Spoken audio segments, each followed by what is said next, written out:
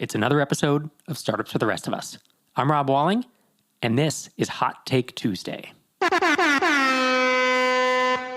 That's the show format where I invite Tracy Osborne and Einar Volset on to the podcast, and we discuss recent news stories that impact our bootstrapped and mostly bootstrapped SaaS community. In this episode, we talk about how SparkToro has paid back their investors. We discuss a piece that tries to talk through the pros and cons, or really just the cons of raising venture capital. And then we look at a blog post from fly.io where they talk about how they raised a bunch of money and why they did that. And finally, we talk a bit about Twitter and x.com, or whatever we call it these days. Before we dive into that, my book, The SaaS Playbook, is now available in most places. The greater books are sold, at least online. SaaSplaybook.com is the place to go if you want to support me directly. And I'm selling PDF, EPUB, audio, and paperback copies from the site. Paperback copies, unfortunately, I'm only able to ship in the United States due to the unnecessary complexity and cost of our worldwide shipping and customs situation. But the book is also now available on Amazon.com in Kindle and paperback, and it should be available on Audible as an audiobook. If you go to SaaSplaybook.com, buy directly from me. Of course, that's where I don't give a 30 to 75% cut. You heard that right. 30 to 75% cut depending on the format. I actually did not know that on Audible, they take 75% of the royalties. Even though I wrote the book, I own it. I recorded it, produced it, and all that. But if I agreed to not sell it anywhere else, they only took 60%. So I get 40. And if I wanted to sell it somewhere else, such as on my own website, for example, then they take 75%. But it is what it is. Buy it in whatever format suits you best. I really appreciate your support. This book distills all the stuff I've learned about building SaaS companies, whether bootstrapped, mostly bootstrapped, or even I had a friend of mine who's working at a venture-backed startup, and he said that if it's SaaS, it applies to you. Another one of my friends is the CEO of a SaaS company with about 10 people, and he bought it for his entire team. And he said, I know you wrote this aimed at founders, but I actually think it can give everyone in an organization an idea of how your SaaS company runs. So buy one, buy 10, hand them out to your team, SaaSplaybook.com or Amazon.com. And with that, let's dive into this week's Hot Take Tuesday.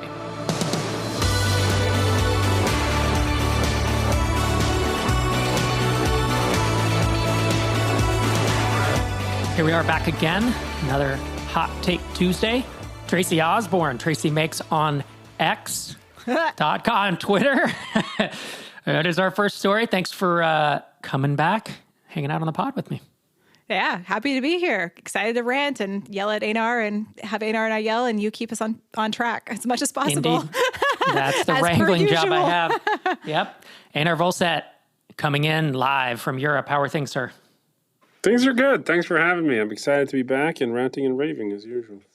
Excellent. So we have a good story docket today. First one is Elon Musk. We'll see how well this ages, right? Because this episode goes live in a couple weeks. And knowing Elon, things will change from day to day. But as of right now, breaking news, Elon Musk replaces the Twitter bird logo with X, with an X that, I don't know, it just looks like an X. And then x.com/Rob Walling leads to my Twitter account. So is it like a rename? I'm not exactly sure what's happening, but it's rocking the world, and people on Twitter are eye-rolling and looking to threads. Tracy Makes, what is your take on this story? I have some fun facts. So the X that they're using is literally the Unicode. It's one of the Unicode characters. So cool. It tells you some of the thoughtfulness that went into this start of a rebrand. Very Elon Musk-y. It's also interesting to note that I don't know the whole story on this. I just remember reading some thoughts on this, is that, this is something that Elon wanted to do in PayPal days. So rename PayPal to X.com. And so that obviously didn't happen. It's clearly a dream of Elon to have a product that is under the X.com umbrella, and here is his opportunity to do it. So there's some implications here. Are we going to be not calling it Twitter anymore? Is it going to be X.com? Is it going to be just X? Are we going to have tweets? Are we going to have X is, which is what he said on his account recently? X's? All my exes live in Texas, though, don't they? I mean, what? Oh, sorry. Might need to cut that.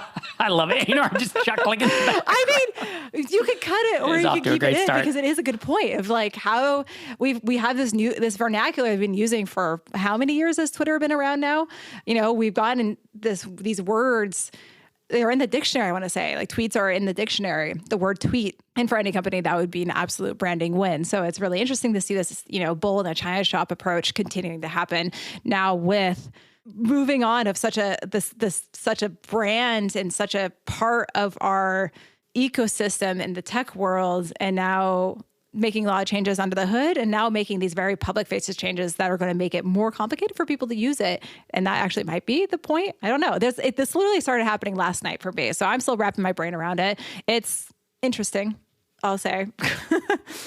And it's a social media platform that we're all familiar with. And sometimes when there is a rebrand, I'm like, oh, this makes sense. Like it needs a refresh, right? It needs a new name is always a stretch, but new branding, new updated design or whatever.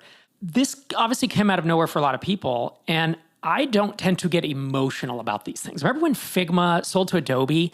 And people are like, oh my God, this is where, oh, I'm so angry. They sold us out. And I'm like, I just don't care, even if as a Figma user. But were you an Adobe user? Because the whole point of Figma is people getting off Adobe. I say this as a designer, whereas like everyone's was like, I want to get off Adobe. And then Adobe goes, pulls it back in. I'm just using it as an example of like, I tend to not be emotional about these things. I just don't care that much. I haven't been up in arms. Unlike Tracy, clearly. I haven't been, upset about, I don't really care what Elon's doing. Like Twitter's fine. But rebranding it to X, I think is a terrible business decision. Like it's just not, it doesn't make any sense to me. And unless Elon's playing 3D chess, which I don't know, he hasn't really shown us that he thinks too far ahead on these things. It seems like a genuine death knell, a shot in the foot of something to just rename it like this. I almost, when I saw it, I had to read it again. And then I literally was like, is it April 1st? This is a great April Fool's joke, but it's just crazy to think about this. The other thing, I want to kick it to Einar in a second, but it reminded me, because I have read like the story of PayPal and stuff, and I knew X.com. X.com, I believe, was actually, Elon ran a company called X.com, and they merged with PayPal because they were competing and they were they were flailing. And it was like Peter Thiel and a couple other, the PayPal mafia, right? A couple other folks were at PayPal. They were at X and they merged. So he has that X.com domain, obviously. But it seems like it's his hammer that he, everything's a nail when X.com is your hammer. But it reminds me of this story. Kevin Smith, he's a film director. He told of this producer, John Peters. Kevin Smith was going to direct like Superman Lives like 15 plus years ago. And John Peters says, well, you can do it. I'm paraphrasing here, but like you can do it. But I really want a big mechanical spider at the end of the film. And Kevin Smith's like, what? What are you talking about? Like this makes no sense. There is no spider in the lore of Superman. So it's this great story. You can Google it, see it on YouTube. Kevin Smith either decides not to do it or isn't allowed to do it. And then like 2 years later, he's watching a movie produced by John Peters called Wild Wild West with Will Smith and Kevin Kline. And he's like, I'm watching the movie. And at the end, there's a huge mechanical spider. And he's like, the dude just had one play, right? He wanted that to be in a movie. And so this a little bit... One play or one dream. Yeah. And it could go for both this guy and Elon. It's like, this is the dream. And we're finally going to achieve it one way or another. Super funny. Einar, what are your thoughts before we move on to the next story? Yeah, I mean, like, I obviously have the view that, like, the vernacular is kind of peculiar. Like, like, what to the X? I don't know that works. But I do think, like, to sort of on the flip side, like, I think Elon views Twitter as it was when he bought it as, like, a stepping stone. And everyone is always, currently, a lot of people anyway, are thinking of, like, what happens to Twitter under Elon as, like, how much is he f***ing it up and, like, how much, money is he burning and like where did all the advertisers go and all this crap. But fundamentally, like if you see how he talks about it, the reason why you might want to do a drastic rebranding like this is if you want people to think of it as a different thing than what it was or something additional. And I certainly think like in the universe of sort of messaging type apps, it's no big secret that I was never a big fan of the previous CEO. And I think he left a lot of things on the table and never really did much of anything with it, which is why it ended up getting acquired by Elon. But there is things like if you look to Asia, like the big messaging apps that are Asia and all the e-commerce that gets done there inside the messaging apps in both China and India particularly, but also Japan. I think there's an option here that if he's really going aggressively after it being more than just Twitter and different than like just mostly people shouting about things on Twitter, then a rebrand might make sense. So that's sort of like the other side of where I see it. I think there's a possibility. I think it could go one of two ways. Either this gets abandoned almost by the time this is published, or it's a part of something that's more towards making it ubiquitous all day, every day, payment, transactions, all that stuff, which I think is where he wants to go with Twitter in general. Right. So the rebrand is to reposition. In essence, X is a generic name, which could be both good and bad, right? It's bad because it's generic, but it's good in the sense that you can be anything you want it to be at that point. And in this vacuum in this ecosystem of people wanting a Twitter to be as is, as it always has been, and never to change, now we have Threads and Blue Sky and all these other all these services are trying to jump into that void, which is, I think that was going to be the next topic. I thought I'd just jump right over to it. Yeah. Which is interesting. Our next topic is Threads, but Mastodon is not it. This is just not going to happen. There's just no way. I'm sorry, Mass. I tried to, and I had to change. I was kind of didn't like the default server I was on, and I'm a techie person with a lot of experience with computers.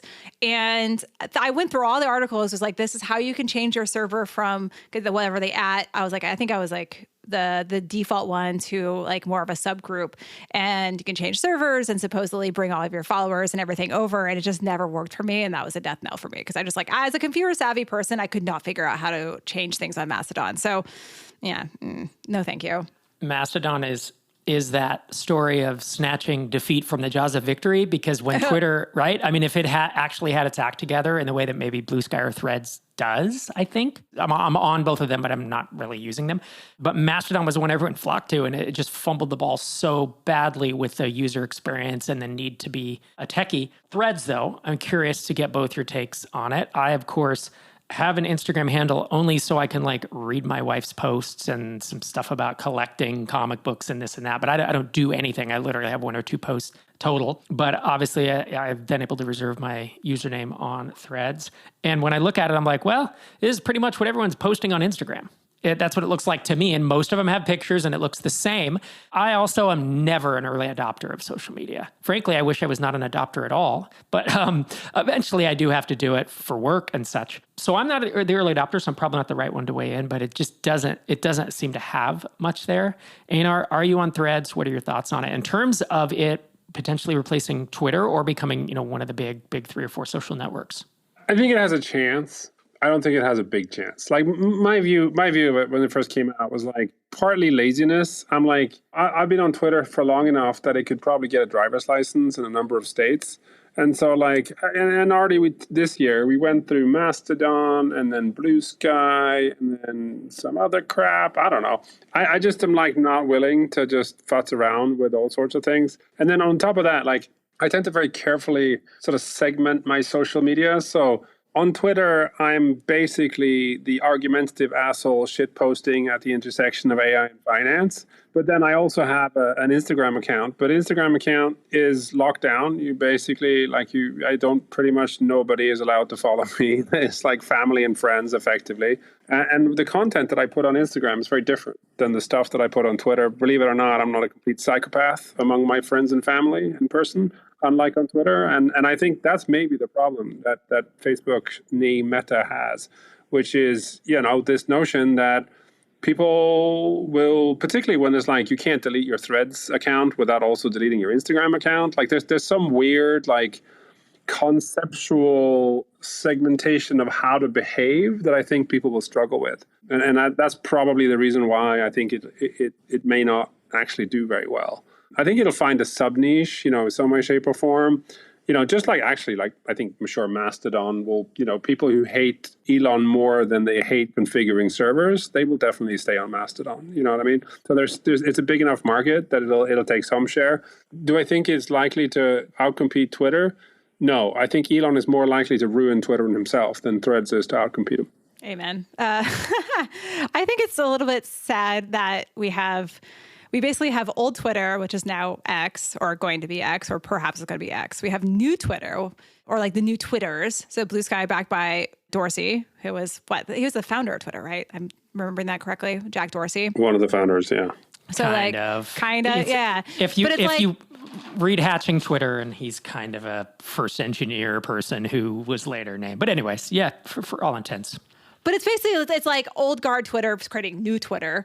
And then we have new meta, like Instagram and Facebook jumping in. It kind of makes me sad that there isn't something else out there, something from a non-established social media company, but I guess it's impossible in this ecosystem we're in right now. But I feel like this is going to create these separate communities that we didn't have on Twitter, or like people were using Twitter and they're using Facebook. They're generally using both. But if Twitter gets fragmented into the Elon stands with X, and then we have the Instagram folks, which is a very huge community, especially I think around for women or like business communities or people doing products, and when they're all using Instagram as their primary social media tool. And so then they can be pushed into this Threads network. And then you have Blue Sky, where it's like, as of right now, it's basically a one-to-one clone of Twitter. That one, I feel like, had some growing pains that they had those invites. And for me, that invite system really just killed all motivation or any kind of like momentum I had for joining that network. But I feel like that they're going to attract a certain group of people, maybe people who wanted the old Twitter who are not on Instagram. And so then you have like these three separate social media text-based updates platforms. And then for folks who are building businesses that need to get their information out to their customers before they could just kind of just use Twitter, or if things like, I don't know, the accounts for like volcano or like earthquake detection or something like that. Like you could file things being like, there was an earthquake in so-and-so and it was on Twitter. And it's like, what network is it going to go on? I don't know. Is it going to stay on X because of things going on? I don't know. And so I feel like there's this weird shakeup, this weird just creating of different ecosystems that people are going to stop posting on one and only on the other. And I think we're going to lose something in this medium term period of time on easy access information and knowing where to go to places. And that makes me a little bit, it's a shakeup, and it's kind of sad. And it's like, we got so far in the internet. We had these ways of doing things, and there's going to be a shakeup, and medium term is going to be really hard and weird. And we'll see what kind of emerges in the future. I mean, like we went from MySpace to Facebook. So, maybe who knows what the Facebook for our MySpace is now. Yeah, I mean, I don't know that actually, like, probably one of the problems with Jack Dorsey's Twitter was that, like, I actually think probably more businesses make more money on Instagram and on Pinterest than on Twitter. Like, I never think they managed to really, in a meaningful way, monetize that. Like, there are some, there's some kind of businesses but that might thrive on Twitter, but I think it's a very small sliver compared to anything else. So, yeah, I don't know.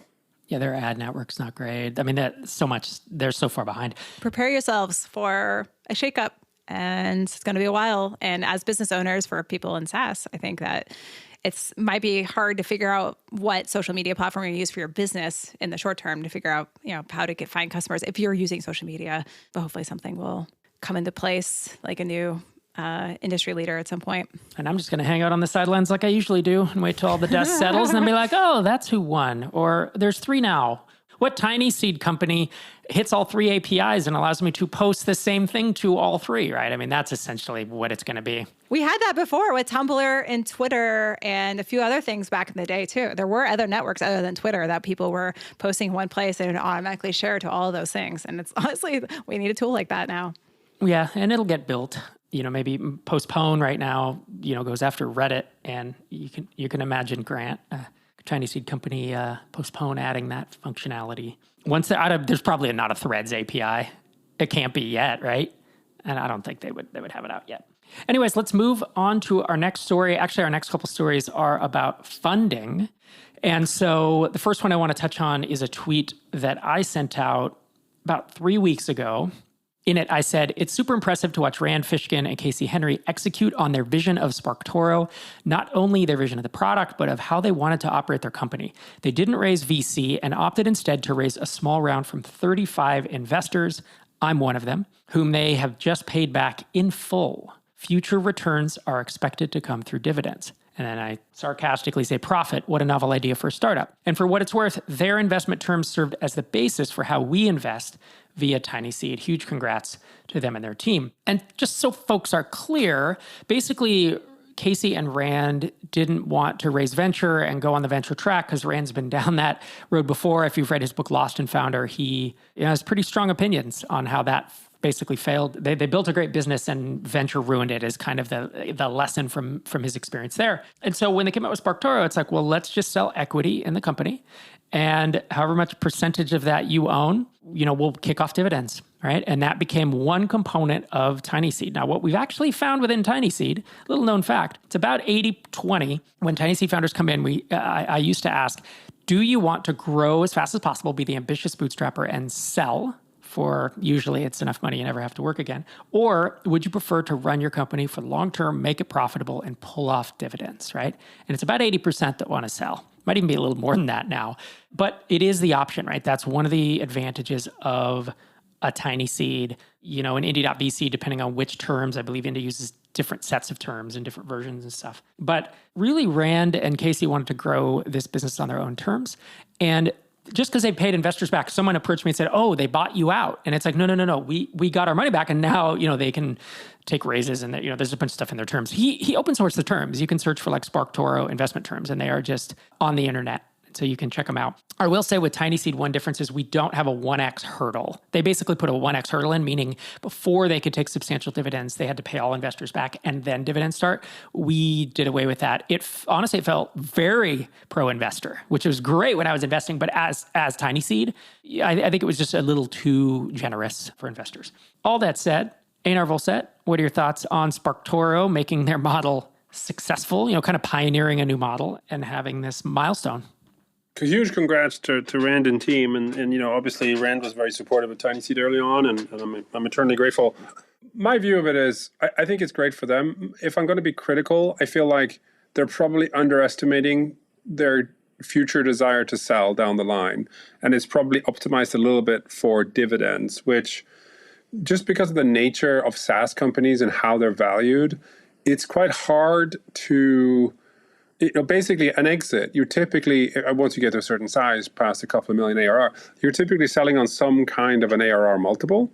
And, a typical free cash flow profit, something available for dividends is, obviously some sub percentage of the revenue. So it's not unusual for a pretty well-run, profitable scale, at scale SaaS business to be doing 30-ish% free cash flow that could be kicked out to dividends. Now, if you do the math on that, if that same business is growing well enough and is at a size, it probably is going to sell for at least 5 times ARR. If you do the math on that, that's 15 years of dividends or, a sale that returns the same amount of money, probably with preferable tax treatment. So that's basically the reason why we didn't adopt it immediately. Dan and I think most founders, 80, 90, 95% probably, will not be in sort of Rand's and Casey's view of the world, and that they're never going to sell. They're going to run this forever, and it's just going to be a dividend machine. So I think that's probably the biggest sort of, not objection exactly. It's more like a lifestyle choice. That's what they want to do. That's fine. Their investors want to back them in that way. That's also obviously totally fine. I think purely from maximizing return, there are probably different ways to do it in terms of, if nothing else, in terms of tax treatment and time value of money. Tracy, any thoughts from you? Rand's blog post is super fascinating to read because not only it goes into the thoughts around dividend model, but also kind of the story of SparkToro and how the lessons they learned. And I thought it was interesting. Well, I'm obviously a huge fan of this model, being that I work here at Tiny Seed. There were some nuggets in there where, it's good to note the kind of influence that Rand had and how that was able, but I'm happy that he was able to use his influence to create this new model and inspire folks like us here at Tiny Seed. But his influence also made it more likely to be successful because, comparing his journey to Tiny Seed companies, they started SparkToro in March 2018.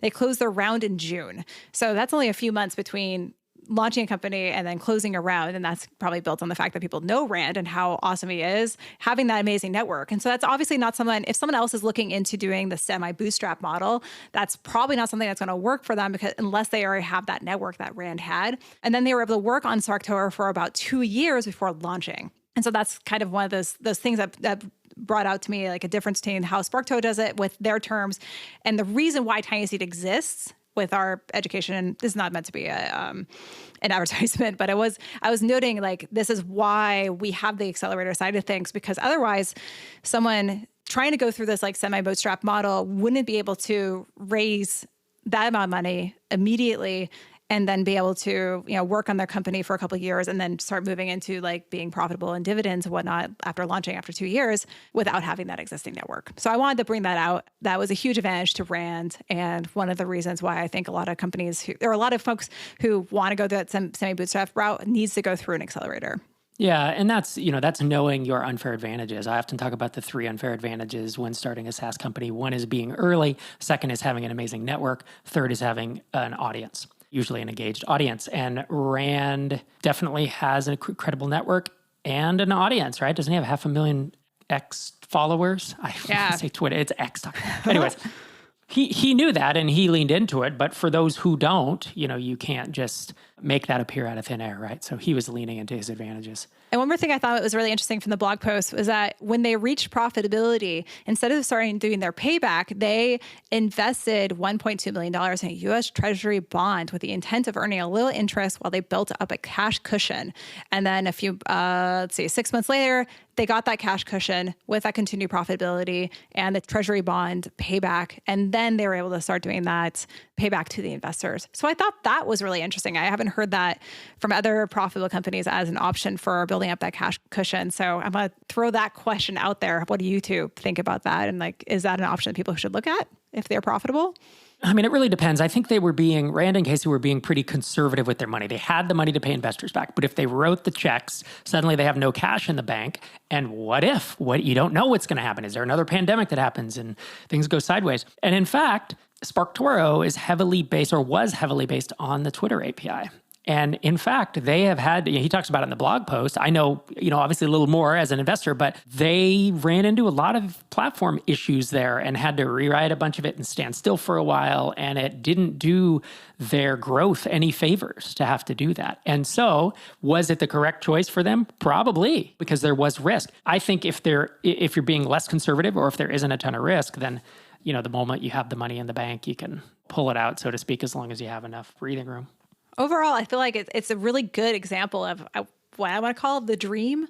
A company the kind of company that people want to build where they keep control but they do bring in just enough money so they can get over those initial hurdles so that they become profitable and then they can both be profitable in a reasonable period of time, but also have more control over their future. So I at the very least, I'm happy to hear more stories like this come to light so folks know that is an option for them other than the black and white bootstrap only or full VC route only.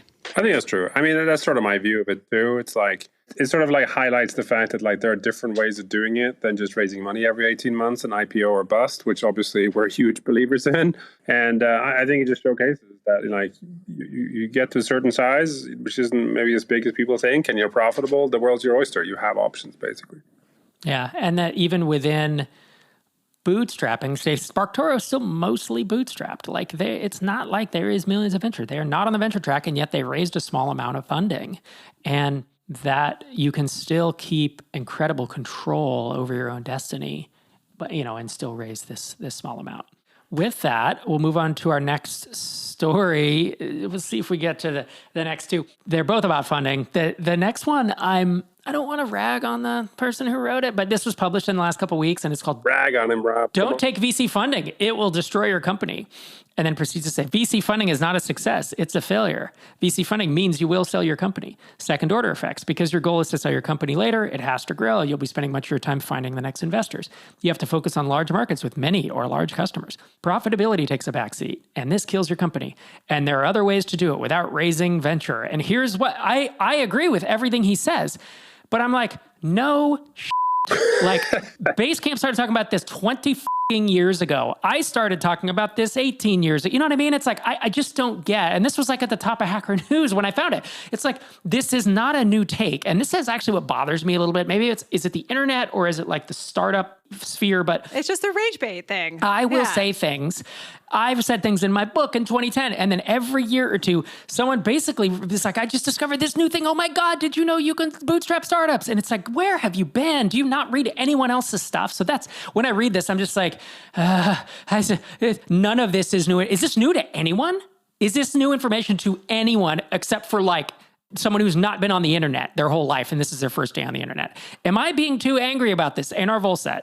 I think maybe you haven't spent enough time on Twitter writing threads about your bootstrapping and stuff. That's your main problem right here. Maybe the X rebrand finally will get the full Rob Walling experience.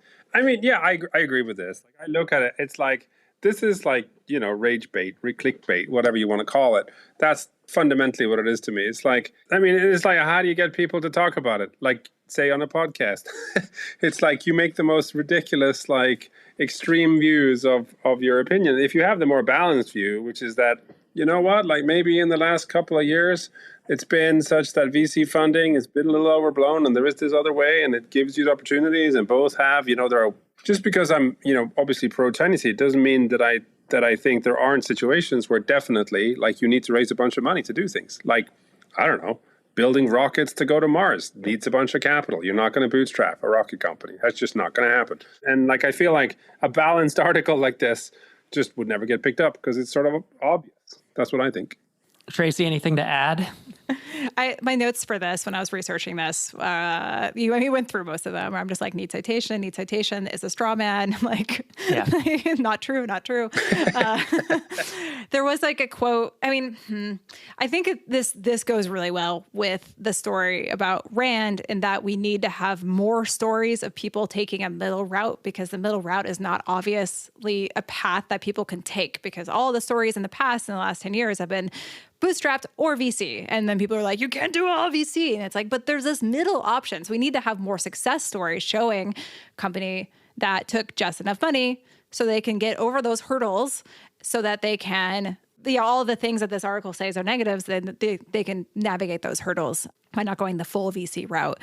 The article also has things where it's just like, oh yeah, every company can be bootstrap, which is very not true, because it has this anecdote about starting a medical software company and then starting a one-person consultancy, and then you learn about the problems, and then maybe you hire, and then maybe you do this. And it's like, this process would actually take years.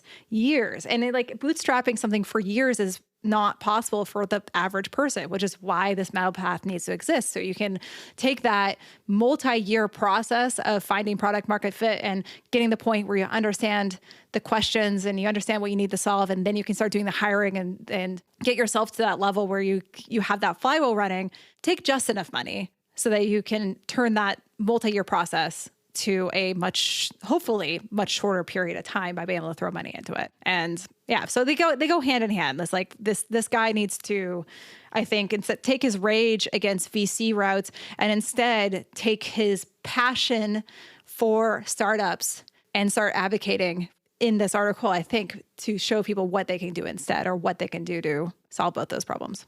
I don't read that he has rage, and I don't actually disagree with him. That's the problem. But it's like, but say something new. Like, I can go find basically what he said here in 20 other places, including Rand's book, Lost and Founder, including probably just going to ChatGPT and asking, including going to Google, including, you know, there's dozens of essays that basically said this and probably said it better. So that's where I'm like, you have this feeling, that's cool. Say something new. Yeah. But you also got top of Hacker News, so it's working. Top of Hacker News, that's the one. I mean, I think one of the interesting things which we're starting to see is that I think a lot of companies will be forced into this realization because the funding drained up. So I think a lot of companies that probably would never have been able to raise anywhere near the kind of money that they did in 20 and 21. They raised a crap ton of money. And now they're like, oh, we're nowhere near the now much bigger hurdle for the round that we need next. And so they basically have a choice. They have a choice. Do they stay on the VC track and like try to run at the wall as fast as possible and hopefully figure it out? Or are they going to like divert more towards this middle ground? And I think, obviously there'll be some successes that the people who sort of run at the wall or run off the cliff or however you want to call it. But I think that much in terms of success for founders, I think a lot more of those successes will come from the companies that are able to steer in a more sustainable path, get to break even at best, something like that, maybe with a small bridge round. For now, until the cycle happens again, right? The cycle happened in the late 90s with internet companies. It happened in 2005 to 7 when money was cheap. It happened again in the late teens, and we see it. And so it'll come back, and everything old will be new again, and we'll hear people saying, this is never going to stop. And then we'll say, I've been through this a few times. This is what it's like aging, isn't it? It is. You start seeing the same cycles over and over. Yep. Last story of the day really just piggybacks on this one. It's from fly.io. And if you're not familiar with them, their H1 is deploy app servers close to your users, run your full stack apps and databases all over the world, no ops required. So they're essentially, they're similar to a DigitalOcean or, maybe like an Amazon EC2 type thing. I know they're different, but it gives you an idea. They're infrastructure as a service. And they released a blog post that is titled, We Raised a Bunch of Money, which I actually appreciated the title. This past July, we raised $25 million from A16Z and our existing investors, including Intel Capital and Dell. Recently, we raised an additional $70 million, led by EQT Ventures. And then they go through to say, here's why we did this. Number one, a hardware fleet. Fly.io has always run on its own hardware. There are fun technical Controlio and Destiny reasons to rack hardware. Number two, to hit all the regions. Number three, support and reliability. And then they talk about what's not changing, because funding cuts both ways now. When people see you raise funding, they're like, uh-oh, is it going to ruin the company? I really brought this up. It was coincidental. This was also at the top of Hacker News. I don't know if it was the same day or a few days later, but this to me is an example of probably a pretty good time to raise money. I remember talking to Dharmesh Shah, co-founder of HubSpot, back at Business of Software in like 2008 or 9. And he and I had been the bootstrapper blogger types, and they raised a bunch of money for HubSpot. And I remember saying, why did you decide? He wasn't like super pro bootstrapper, but he was just a very sensible entrepreneur who was building a real product for real customers to pay him real money. So not on that weird venture, we got to raise from day one and $1 billion and blah, blah, blah, even though that's what they eventually grew to become, right? Because they've IPO'd since then.